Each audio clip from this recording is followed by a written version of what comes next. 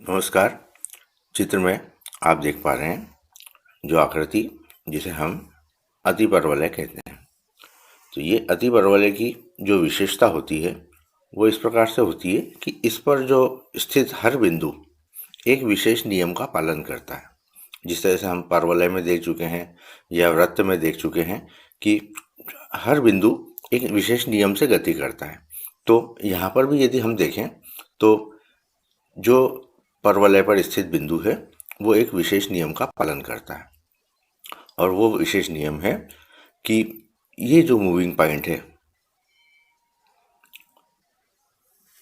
ये इसमें हम दो दूरियां देख पा रहे हैं। हम इसको कहते हैं फोकस 1 और फोकस 2। जिस तरह से हम दीर्घवृत्त में देख चुके हैं 2 फोकस होते हैं, वैसे ही यहाँ पर भी 2 फोकस होते हैं। दीर्घवृत्त में हम देख चुके हैं कि इन दोनों दूरियों का योग नियत होता है, लेकिन यहाँ पर इन दोनों दूरियों का अंतर नियत होता है। दीर्घवृत्त में योग नियत होता है लेकिन यहाँ पर अंतर नियत होता है, अर्थात इनका जो अंतर बना हुआ है, हरी रेखा जो दिखाई दे रही है और लाल रेखा जो दिखाई दे रही है, इनका अंतर नियत बना हुआ है। तो आइए इसको भी हम प्रैक्टिकली करके देखें कि क्या ये अंतर हमेशा बराबर बना हुआ है। तो आइए देखते हैं। मान लीजिए कि बिंदु P इसी स्थिति में है जैसे चित्र में दिखाई दे रहा है।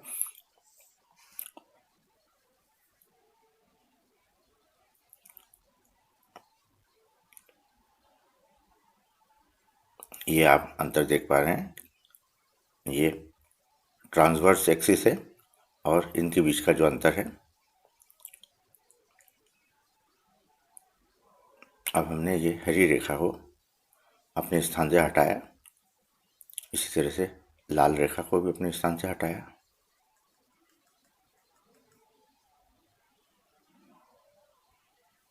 और इस प्रकार रख दिया। यहाँ पर देख रहे हैं हम, ये हरी रेखा पूरी यहाँ तक आ रही है और उसके बाद में लाल रेखा को रखा है। ये हरी रेखा को, लाल रेखा को इस प्रकार से रखा है। अब हम देख रहे हैं कि ये लाल रेखा यहाँ से यहाँ तक आ रही है और ये हरी रेखा पूरी यहाँ तक है। तो इनका जो अंतर है हरी रेखा और लाल रेखा का, वो हम नीली रेखा से देख पा रहे हैं चित्र में। आइए अब इस बिंदु की ये नीली रेखा से हम देख पाए इसका अंतर। अब आइए हम बिंदु P की स्थिति को बदलें। मान लीजिए कि बिंदु P की स्थिति हमने बदल करके इस प्रकार कर दी है। अब यहाँ पर भी देखें हम कि क्या इसी तरह की स्थिति बन रही है।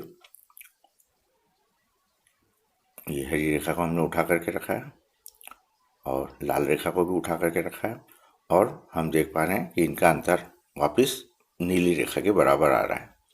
यानी बिंदु P की स्थिति को बदलने के बाद भी इन दोनों रेखाओं का अंतर इस नीली रेखा के बराबर ही है। आइए फिर से देखें इसको। ये हरी रेखा है, ये बिंदु B की स्थिति थी। हरी रेखा को हमने ऊपर उठाया, फिर लाल रेखा को भी ऊपर उठाया और ये जो नीली रेखा देख रहे हैं ये इन दोनों का अंतर है। तो दूसरी स्थिति में भी हमने देख लिया कि इनका अंतर बराबर बना हुआ है। मान लीजिए कि बिंदु P की स्थिति इस प्रकार है। तो आइए अब देखते हैं। ये हरी रेखा को उठाया हमने, लाल रेखा भी अपने स्थान से उठ करके, और देख रहे हैं कि इनका अंतर वापस नीली रेखा के बराबर ही दिखाई दे रहा है। तो इस तरह से हम ये देख पा रहे हैं कि बिंदु P कहीं पर भी हो, हरी रेखा और लाल रेखा अर्थात F1P और F2P, F1 और F2 यहाँ पर 2 फोकस हैं, 2 नाभियाँ हैं, उनका अंतर इस मूविंग पॉइंट से बराबर बना हुआ है। तो ये हर बिंदु के लिए सत्य है, चाहे बिंदु राइट हैंड साइड में हो या बिंदु लेफ्ट हैंड साइड में हो। तो इस नियम के आधार पर हम कह सकते हैं कि ये वक्र एक निश्चित नियम का पालन करता है और यह अतिपरवलय है। तो इसकी बाकी प्रॉपर्टीज, बाकी प्रगुणों का अध्ययन हम पुस्तक में करेंगे। तो यहाँ पर हमने प्रायोगिक रूप से ये देखा कि इनका अंतर नियत बना हुआ है। तो आइए बाकी काम पुस्तक में देखते हैं। पुस्तक में हम देख पा रहे हैं चित्र में ये दो आकृतियां अतिपरवलय हैं। अब इससे संबंधित जो परिभाषा है आइए उनको समझने की कोशिश करें। ये जो हम एक्स अक्ष देख रहे हैं इस पर इनकी दो फोकस F1 और F2 स्थित है। यदि दोनों फोकस F1 और F2 को मिलाएं तो जो रेखा हमें प्राप्त होती है उसको हम कहते हैं अनुप्रस्थ अक्ष। और यदि इन दोनों फोकस का मध्य बिंदु देखें तो वो केंद्र कहलाता है। और केंद्र से जाने वाली और अनुप्रस्थ अक्ष के जो लंबवत रेखा होती है उसको कहा जाता है संयुग्मी अक्ष। संयुग्मी अक्ष यानी कॉन्जुगेट एक्सिस, और ये वाली एक्सिस कहलाती है ट्रांसवर्स एक्सिस, अनुप्रस्थ अक्ष। अब जो विशेषता होती है, हर बिंदु जो इस दीर्घ अतिपरवलय पर स्थित है, चाहे यहाँ हो चाहे यहाँ हो, तो मान लीजिए कि बिंदु P की स्थिति यहाँ है P2 के रूप में, तो P2F1 और P2F2 इनका जो अंतर होता है वो हमेशा नियत बना रहता है। हम प्रायोगिक रूप से देख चुके हैं। अगर बिंदु P3 पोजीशन में है तो F1 P3 और P3 F2 इनका अंतर नियत बना रहता है। तो हम देख चुके हैं कि ये एक विशेष नियम का पालन करती है। तो आइए और परिभाषाएं देखें।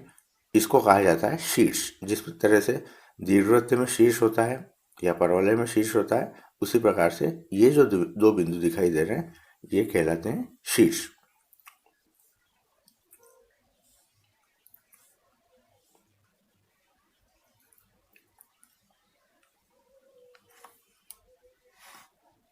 मान लीजिए दोनों नाभियों के बीच की दूरी को हम 2c से व्यक्त करते हैं। तो दोनों शीर्षों के बीच की दूरी को 2a से यदि हम प्रदर्शित करें, 2c का अर्थ यह हुआ कि F1 से लेकर O तक की दूरी और O से लेकर F2 तक की दूरी। तो O से लेकर के F2 तक की दूरी C है, और इसी तरह से O से लेकर के F1 तक की दूरी भी C है। तो इस तरह से F1 और F2 के बीच की दूरी हो गई 2C। इसी प्रकार 2A का अर्थ यह हुआ कि दोनों शीर्ष दिखाई दे रहे हैं हमें। एक शीर्ष A लेफ्ट हैंड साइड में और दूसरा शीर्ष B जो राइट हैंड साइड में है। इनके बीच की दूरी 2A है, अर्थात O से लेकर के B तक की दूरी A है और वापस O से लेकर A तक की दूरी भी A है। तो इस तरह से दोनों शीर्षों के बीच की दूरी हो गई 2A। अब ये 2A है और B को हमने इस तरह से परिभाषित किया है कि जिस बिंदु C पर, ये बिंदु C है, इस पर यदि कोई बिंदु इस रेखा पर, इस बिंदु पर प्रतिच्छेद करे तो ये जो रेखा है दूरी A है, इसको हम A से व्यक्त करेंगे और इसको कहा जाता है अनुप्रस्थ अक्ष की लंबाई। आइए अब इस त्रिभुज में देखें हम, ये दूरी A है, ये दूरी C है। तो ये वाली जो दूरी है जिसको कि हमने पाइथागोरस प्रमेय से कर्ण के रूप में प्राप्त किया है, तो ये होगी b = c² - a²। और इस दूरी का यदि 2 गुना करें हम तो उस 2b को हम कहते हैं संयुग्मी अक्ष की लंबाई।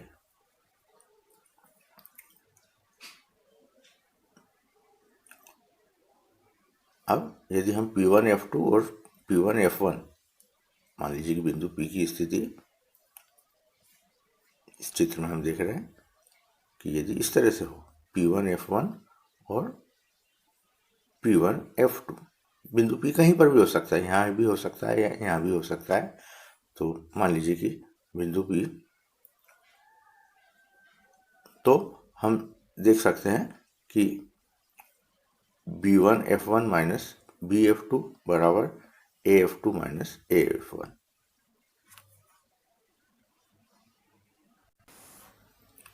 मान लीजिए बिंदु P को हमने ए स्थिति में रखा, तो AF2 और AF1 दोनों नाभियों के बीच की दूरी, उसको यदि हम AF2 माइनस AF1 से व्यक्त करें, इसी तरह से यदि बिंदु B की देखें हम, तो BF1 और BF2 ये दूरियां आपस में बराबर होगी। इसको हम इस ढंग से लिख सकते हैं गणितीय रूप से, BA1 plus AF1 minus BF2 बराबर AB plus BF2 minus AF1। और इसको यदि हम और आगे सरल करें तो हम देख सकते हैं AF1 बराबर BF2 या BF1 माइनस BF2 बराबर BA plus AF1 minus BF2 बराबर BA और BA बराबर 2A। तो इस तरह से हमने देख लिया कि दोनों के बीच की जो दूरी होती है वो 2A के बराबर होती है। ये अंतर 2A के बराबर है और ये नियत है, जो हम प्रायोगिक रूप से भी देख चुके हैं कि जो अंतर नियत बना हुआ है वो इस 2A के बराबर होता है। तो हम देख चुके हैं कि दो हमें सरल रेखाएं प्राप्त हुई थी जिसके बीच में अंतर हमें 2A के बराबर मिल रहा था हर स्थिति में। अगली अवधारणा है उत्केंद्रता या एसेंट्रिसिटी की। तो दीर्घवृत्त की तरह यहाँ पर भी उत्केंद्रता हमें प्राप्त होती है और वो होती है E=C/A के रूप में, और यहाँ पर C का मान A से बड़ा होता है।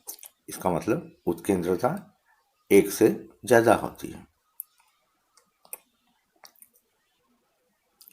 अब अतिपरवलय का मानक समीकरण, मान लीजिए अतिपरवलय इस रूप में है जिसका शीर्ष माइनस A0 यानी ये A दूरी पर स्थित है, और इसका जो फोकस है वो C0 और माइनस C0 यानी C दूरी पर स्थित है। तो इस स्थिति में अतिपरवलय का समीकरण होता है x² minus y² is equal to 1। अब ये हम देख रहे हैं कि ये इसका जो शीर्ष है वो x अक्ष पर स्थित है।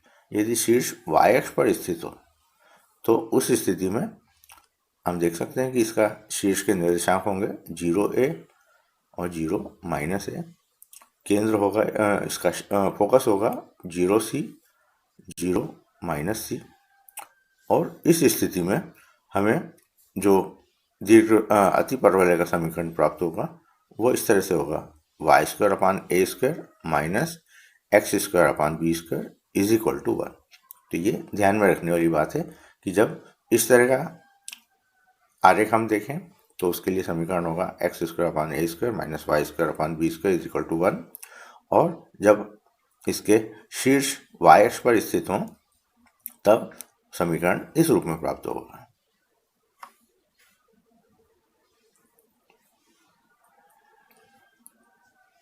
यहाँ हम देख सकते हैं कि ये जो दूरी है ये A है, यहाँ से यहाँ तक की दूरी A है, तो ये दूरी 2A है। और बिंदु P कहीं पर भी हो, PF1 और PF2 के बीच की दूरी इस 2A के बराबर बनी रहती है।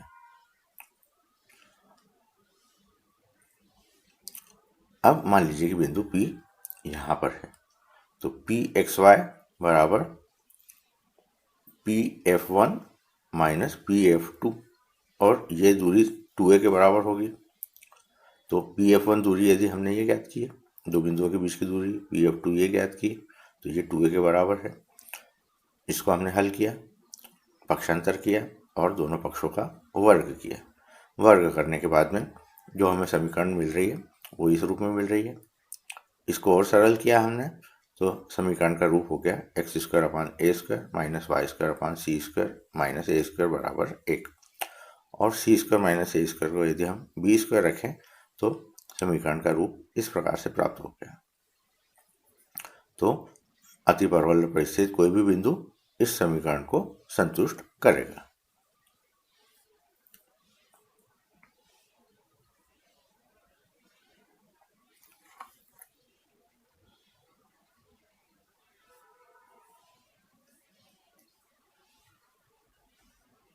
अब नाभिलंब जीवा की अवधारणा जिस तरह से हम परवलय में देख चुके हैं या दीर्घवृत्त में देख चुके हैं, उसी तरह से यहाँ पर भी नाभिलंब जीवा हमें प्राप्त होती है और उसकी लंबाई 2b² होती है।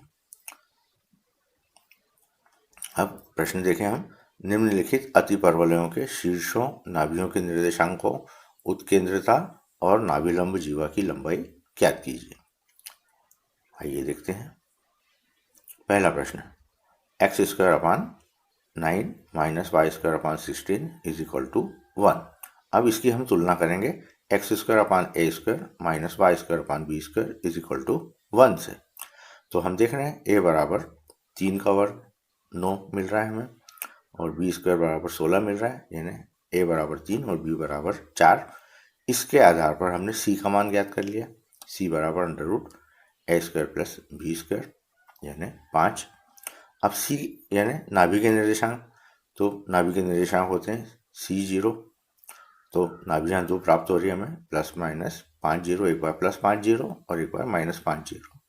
और शीर्षों के निर्देशांक होते हैं a0 यानी एक बार +3 0 और -3 0। इसी तरह से उत्केंद्रता हम ज्ञात कर सकते हैं E बराबर c/a। c का मान रख दिया हमने और a का मान रख दिया, तो हमने उत्केंद्रता ज्ञात कर ली। और नाभिलंब की जीवा की लंबाई का सूत्र हमें प्राप्त है 2b²/a। तो इसमें हमने मान रख दिया 2 × b² का मान रख दिया 16 और a का मान रख दिया 3। तो हल करने पर हम प्राप्त कर रहे हैं 32/3। ठीक इसी ढंग से अगला प्रश्न देखें हम। अगला प्रश्न है हमारे सामने y² - 16x² is equal to 16। तो इसको भी व्यापक समीकरण मानक रूप में बदलने के लिए 16 से भाग देंगे। तो आइए देखते हैं इसको।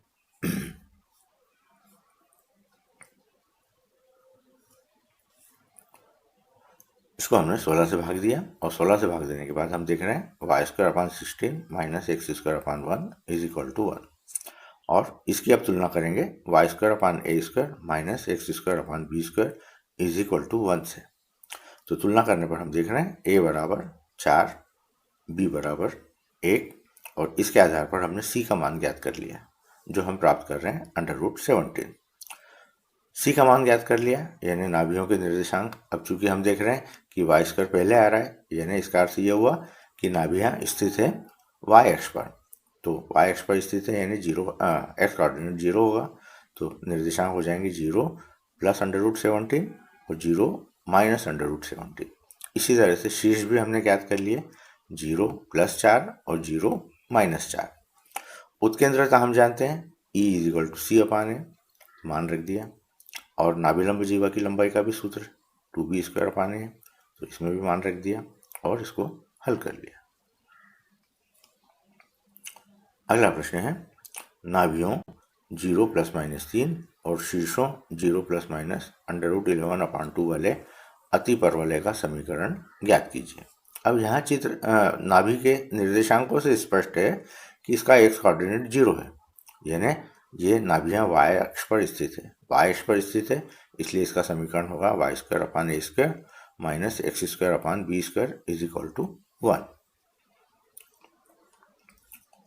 अब शीर्ष यानी a का मान हमने ज्ञात कर लिया √11/2। नाभि ±3 यानी c का मान हमने निकाल लिया 3 और सूत्र में हमने मान रख दिया b² is equal to c² - a² में, क्योंकि हम जानते हैं c² बराबर b² प्लस a²।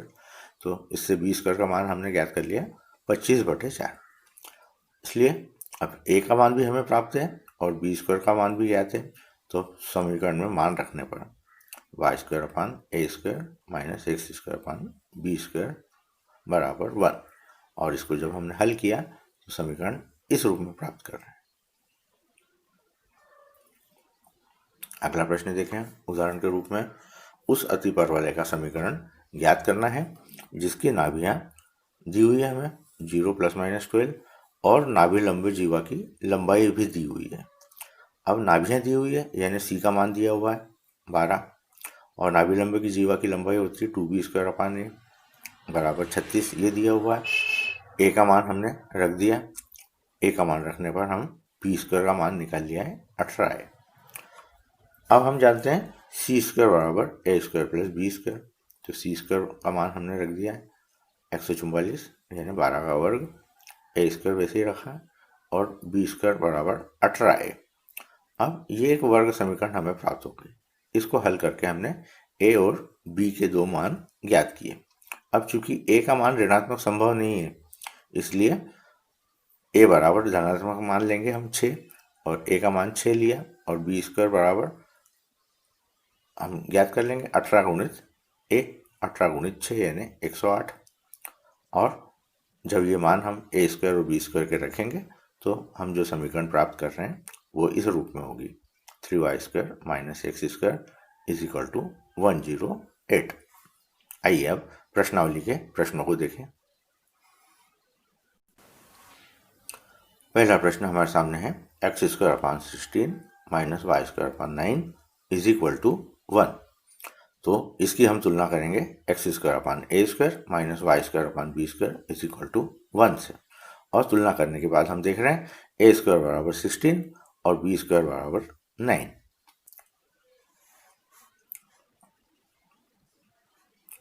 इसके आधार पर हमने देख लिया a बराबर 4 और b बराबर 3।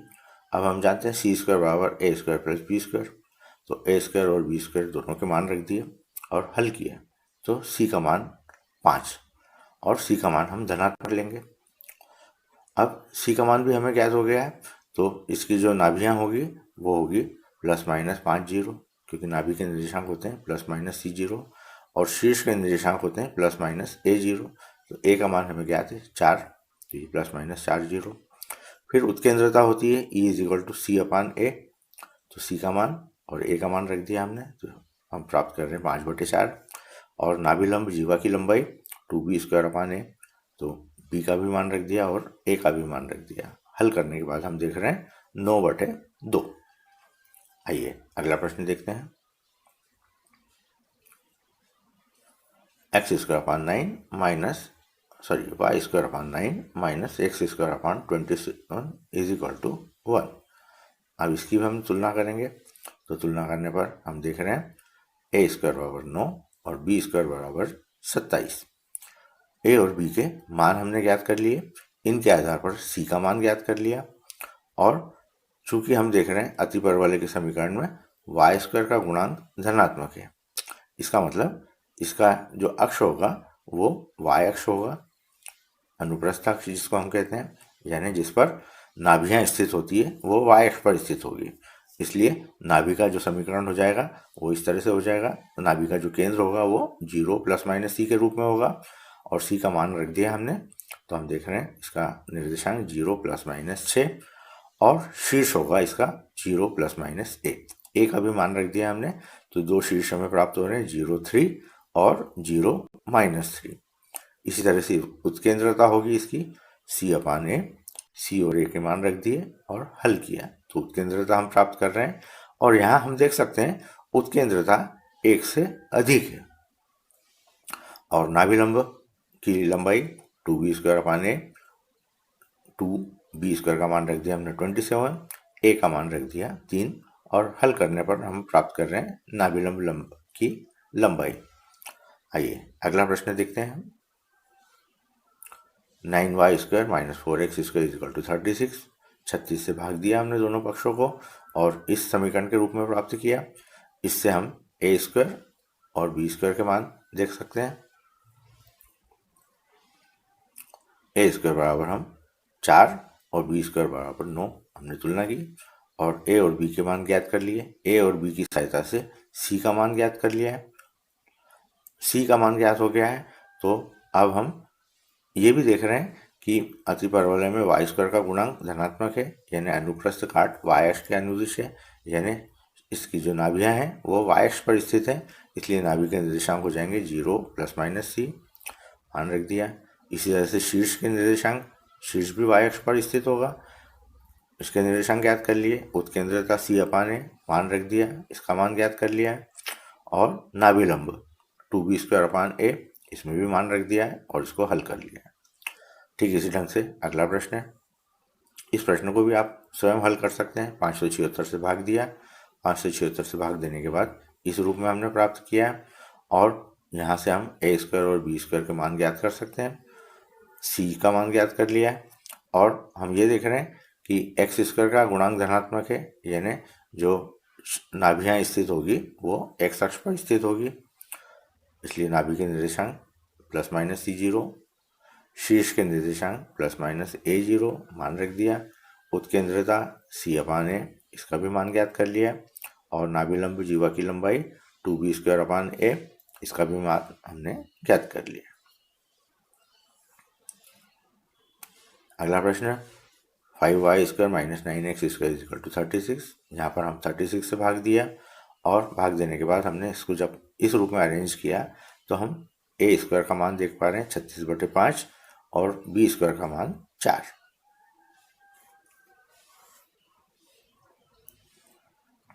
अब ये a² b² के मान ज्ञात कर लिए, इससे a और b के मान ज्ञात कर लिए, इससे c का मान ज्ञात कर लिया, c² का मान ज्ञात हो गया तो c का मान ज्ञात कर लिया, और y² का गुणांक धनात्मक है, यानी नाभियाँ y अक्ष पर स्थित है, तो इसके निर्देशांक c का मान रख दिया हमने। ठीक इसी तरह से शीर्ष भी हमने ज्ञात कर लिया, इसका भी मान रख लिया, उत्केंद्रता हमने ज्ञात कर ली, और नाभिलंब जीवा की लंबाई ज्ञात कर ली। ठीक इस ढंग से अगला प्रश्न है। अब यहाँ पर हमें 784 से भाग देना है। भाग देने के बाद इस स्टैंडर्ड रूप में हम ले आए और इसकी तुलना की, तो a² = 16, b² = 49, और शेष प्रश्न को ठीक उसी ढंग से हल करना है जिस ढंग से हम करते आए। तो इस प्रश्न को भी आप आसानी से हल कर सकते हैं। अगला प्रश्न दिया है, शीर्ष दिया हुआ है और नाभियाँ दी हुई है। तो शीर्ष यानी अब समीकरण देख सकते हैं हम इसको देख करके कि ये शीर्ष x अक्ष पर स्थित है, तो इसका जो समीकरण होगा वो इस रूप में होगा, और a और c के मान दिए हुए हमें, तो हम b का मान ज्ञात कर लेंगे सूत्र में मान रख करके, b² का मान ज्ञात कर लिया, a² और b² के मान इस समीकरण में रख दिया। आसानी से इसको हम हल कर सकते हैं। ठीक इसी ढंग से प्रश्न क्रमांक 8, इसको भी आप हल कर सकते हैं। प्रश्न क्रमांक 9, ये भी ठीक उसी ढंग का प्रश्न है, इसको भी आप उसी ढंग से हल करें। प्रश्न क्रमांक 10 में नाभियाँ दी हुई है और अनुप्रस्थ अक्ष की लंबाई दी है, यानी 2a का मान दिया हुआ है 8। तो ठीक इसी ढंग से इसको भी करना है, b का मान ज्ञात करना है और इस समीकरण में रखना है। यहाँ पर संयुग्म अक्ष की लंबाई दी है, तो संयुग्म अक्ष की लंबाई होती है 2b = 24, इससे b का मान ज्ञात किया, और c दिया हुआ है हमें, तो a² और b² के मान रखने पर हम अभीष्ट अतिपरवलय का समीकरण प्राप्त कर पा रहे हैं। अगला प्रश्न, अब यहाँ पर हमें नाभिलंब जीवा की लंबाई दी है, यानी 2b² का मान दिया हुआ है, और केंद्र दिया हुआ है, यानी c का मान दिया हुआ है। अब इन दोनों के आधार पर हम b² बराबर, इसके आधार पर लिख सकते हैं b² = 4 है, c² = a² + b², तो b² का मान रखा हमने, और उसके बाद में हम एक वर्ग समीकरण प्राप्त कर रहे हैं, a² + 4a - 45 = 0। इसको हल करने के बाद a के 2 मान प्राप्त हो रहे हैं, 5 और -9। -9 ऋणात्मक होने से हम इसको स्वीकार नहीं करेंगे, तो a = 5, a का मान हमने ज्ञात कर लिया। अब a और b के मान हम रख देंगे, तो ये हमें अतिपरवलय का समीकरण प्राप्त हो जाएगा। ठीक इसी ढंग से प्रश्न क्रमांक 13 है, इस प्रश्न को भी आप हल कर सकते हैं। ठीक इसी ढंग से इस प्रश्न को हल करना है। प्रश्न क्रमांक 14 में उत्केंद्रता का मान दिया है, यानी ई का मान दिया हुआ है 4/3, और शीर्ष दिया हुआ है, ए का मान दिया हुआ है, तो हम जानते हैं C इज इक्वल टू ए अपान ई, तो C का मान हमने ज्ञात कर लिया, A इंटू ई, ई का मान दिया हुआ है हमें, और इसको हमने हल किया, C का मान ज्ञात हो गया, तो C स्क्वायर बराबर ए स्क्वायर प्लस बी स्क्वायर, तो इससे हमने बी स्क्वायर का मान ज्ञात कर लिया, और ए स्क्वायर और बी स्क्वायर दोनों के मान हमने समीकरण में रखे और इसके बाद इसको हल किया। तो हल करने के बाद हम अभिष्ट समीकरण प्राप्त कर लेंगे। ठीक इसी ढंग से प्रश्न क्रमांक 15 भी आप हल कर पाएंगे, जो बिंदु 2-3 से होकर जाता है। बिंदु 2-3 से जाता है यानी ये एक तो इसका नाभि दी हुई है और ये दिया हुआ है, तो नाभि चूंकि y अक्ष पर स्थित है तो इसका जो समीकरण इस रूप में होगा, और बिंदु 2-3 से जाता है तो बिंदु 2-3 इस समीकरण को संतुष्ट करेगा। तो सबसे पहले तो हमने C का मान ज्ञात कर लिया √10, और बिंदु 2-3 से होकर के जाता है तो इस समीकरण में हमने मान रखा और ये समीकरण हम प्राप्त कर पा रहे हैं। अब C का मान √10 है तो C बराबर 10, इससे A square minus plus B square बराबर 10 के, तो बी स्क्वायर बराबर 10 माइनस ए स्क्वायर, तो यहाँ पर इस समीकरण में हमने बी स्क्वायर के स्थान पर 10 माइनस ए स्क्वायर रख दिया। अब ये इसको यदि हम हल करें तो ये एक वर्ग समीकरण बन गई, और ये वर्ग समीकरण भी किसमें बन गई, ए स्क्वायर में वर्ग समीकरण बन गई। याद देख रहे हैं, 1/4 minus 23 a square plus 90 is equal to 0। अब इसको हम ऐसा लिख सकते हैं, ए स्क्वायर का वर्ग, या चाहे तो ए स्क्वायर बराबर वाई लिख दें, तो ये Y square minus 23y plus 90, यानी ये एक वर्ग समीकरण के रूप में बन गई। आप चाहें तो इसके फैक्टर कर सकते हैं, तो यहाँ पर इसके 2 फैक्टर किए गए हैं, ए स्क्वायर माइनस 18 और ए स्क्वायर माइनस 5, और इससे ए स्क्वायर के मान हमने ज्ञात किए। अब ए स्क्वायर बराबर यदि 5 हो तो बी स्क्वायर का मान हमने ज्ञात किया 18, और दूसरा मान यदि हम ज्ञात करें तो 10 माइनस 18, जो संभव नहीं है, इसलिए ए स्क्वायर और बी स्क्वायर दोनों के मान हमें 5 प्राप्त हो रहे हैं, और इन मानों को हमने रखा तो हम देख रहे हैं y square minus x square बराबर 5, ये अतिपरवलय का हमें समीकरण प्राप्त हो रहा है। तो इस ढंग से हमने अतिपरवलय के प्रश्नों को हल किया। इन प्रश्नों को आप स्वयं हल करके देखें, और यदि समस्या आए तो इस वीडियो का उपयोग करें। धन्यवाद।